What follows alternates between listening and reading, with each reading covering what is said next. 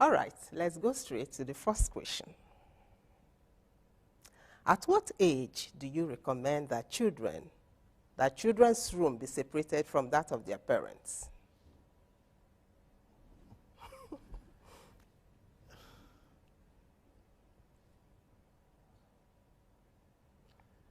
I would say as soon as the child does not have a need for breastfeeding 3 times a night. Okay. If the child, as soon as the child begins to sleep all through the night. So if the child is independent enough to be, not independent, but I think it takes 3 months for a child to begin to sleep all night. When a child, maybe you have forgotten also, because I have forgotten. It's been a long time. Yeah, when a child is just born, the first few weeks, that child needs attention every 3 hours. It needs to be fed. And so the child must be near the mother in that sense. But once the child, maybe after 3 months, is already sleeping all night, I think that might be the time. Okay. All right. What do you think? What do I think? I had some other teaching that you should try to teach them right from birth. Okay. But I don't know how. Yes, I think that will be proper. The only reason why I mentioned what I said, 3 months or once the child, it's just to make life easier for the lady. Exactly. I remember when we gave birth to our own child, my wife wanted us to keep him in the bedroom, the same bedroom with us. I think I only endured that for 2 weeks because then.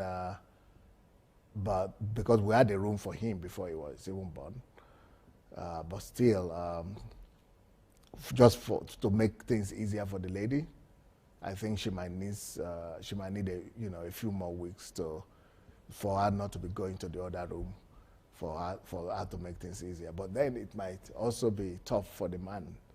So maybe you are right what you said, that it might be better to start immediately. No, that's what they teach, but I had mine right beside me, so that I don't need to get up. I don't need to get up then in it's the night. easier for you as a mother. To breastfeed and everything. Then your husband is also sleeping there? Just by my own side. Yes, yeah, my husband is still there. We all together. So that's the question, right? Yes, sir. And second part of the question is, can male and female children sleep in the same room while growing up? At what age is it necessary to separate their rooms? You see, all these questions are some of the questions that make me to always say marriage is not for everybody. Because not everybody will ever be well prepared enough for marriage, for true happy marriage.